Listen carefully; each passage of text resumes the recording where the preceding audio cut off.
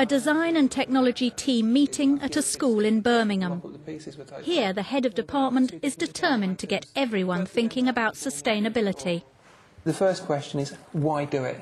Why do we need to do sustainable design? What's in it for them? So what I've prepared, we've got some global design discussion cards. And on the back, there are just some quotes I've picked up off websites. Everybody could be working groups, be given one card each, and then they can sort of say, well, what the hell's that got to do with design and technology? And that could be a starting point to get people going. There, right-click. You could select the bottom of there. Education for sustainable development is now a requirement in Key Stage 3 and 4 DT. Many schools are unsure how to go about it, but Kevin Hull is gaining a national reputation for putting sustainability at the heart of his subject. Reduce, reuse and recycle.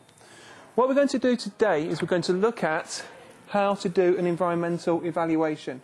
I strongly believe that what we need is not only do we need to teach students about sustainability, but we need to have sustainable practice ourselves as teachers. We've got to walk the walk as well as talking the talk. Cockshut Hill Technology College is a large comprehensive in south-east Birmingham. Many of the children in this school come from homes where there's insufficient awareness raised about issues to do with the environment and sustainability.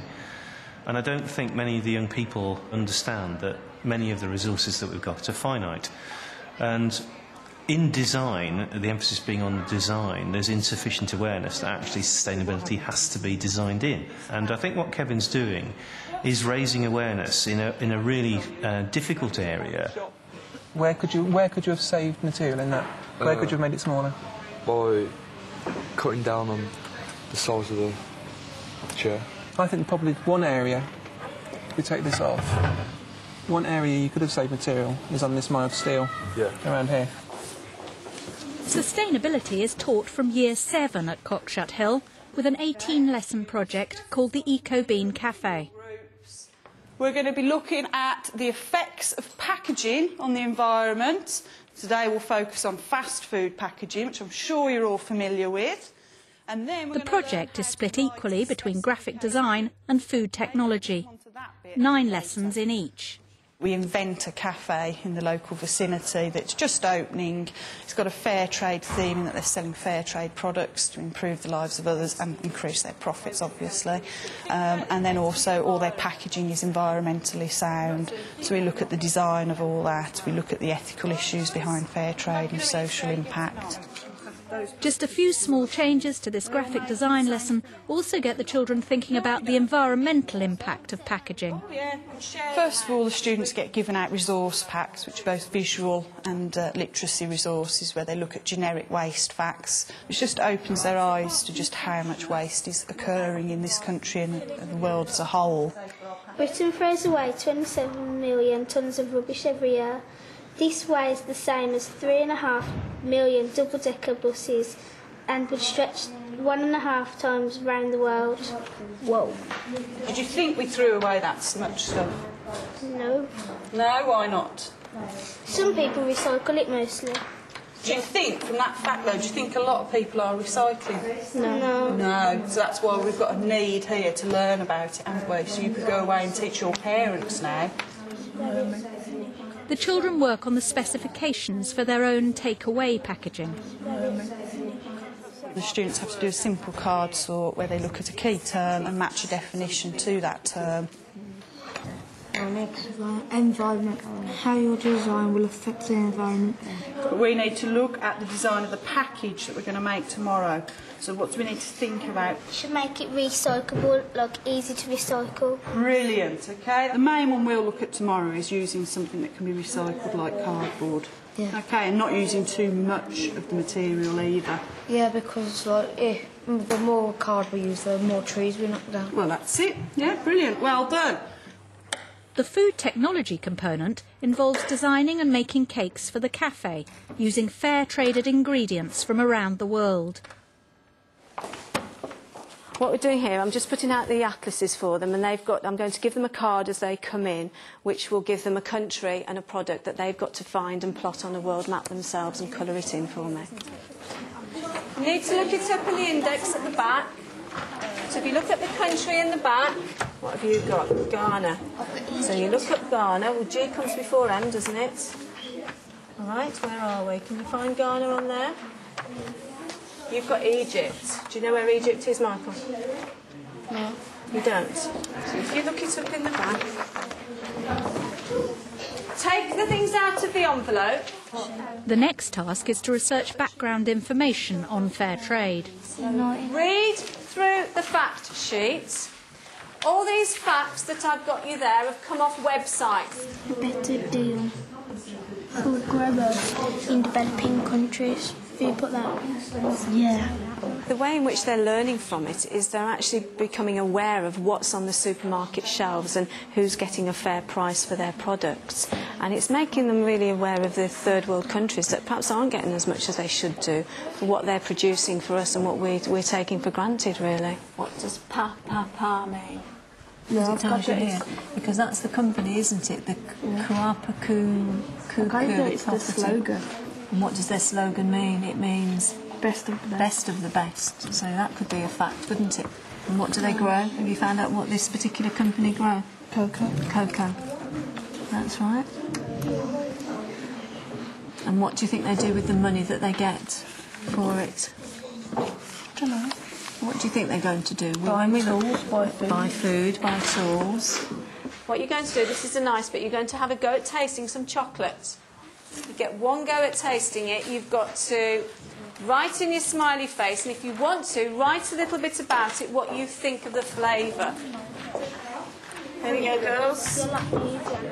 Pupils get the chance to investigate the ingredients with tasting sessions. For the majority, it's their first taste of fair trade chocolate.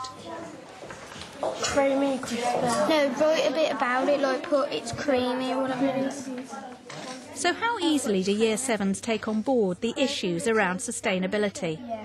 I think they are interested in trying to make the world fairer. They come up with you ask them what fair trade is, it's where the farmer gets a right price for his product. But I don't know whether they actually appreciate the whole world issue around it and why companies pay what they pay and whether they actually understand the economics of it. I don't know. Too much cocoa. We try and keep the message in Year 7 very simple. We don't introduce the term sustainability. We talk about environmental design and looking after our environment. And as we progress through the years, then we start to tailor the language. So by the time students get to Year 11, they are talking in terms of sustainability. It's a really, really good, quick and easy way of evaluating a product without having to do too much writing at all. OK? The department has learnt from experience that the earlier sustainable issues are raised, the better. Good characteristic. I think Year 7s are so keen and enthusiastic. They really take it on board. They start coming up with ideas of how they can improve things in their own lives as well. Hopefully in a few years, every year group will be environmentally aware. Actually, oh look what I've just spotted, guys, on the environmental thing. It's a biodegradable material, so I'm thinking this is fairly safe, yeah?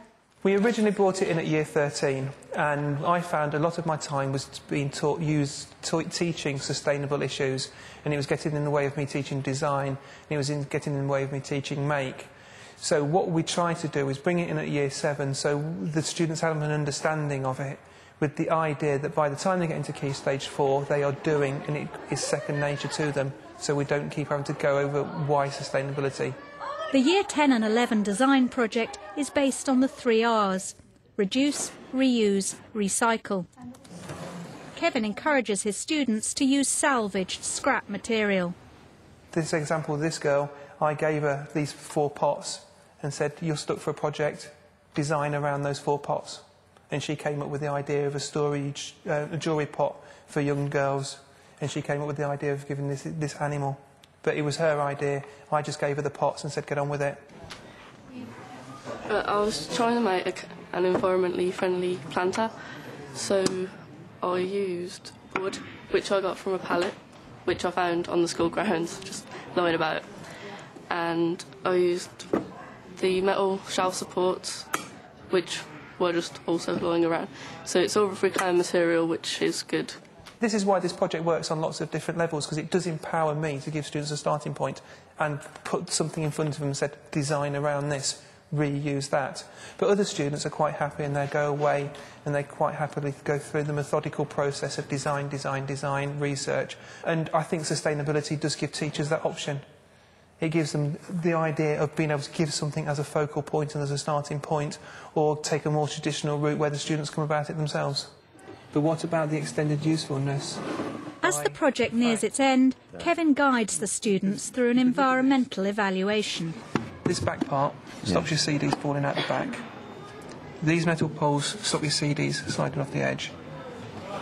The waste, when you drilled these holes out, has been used here. And that is you being used as your connecting part.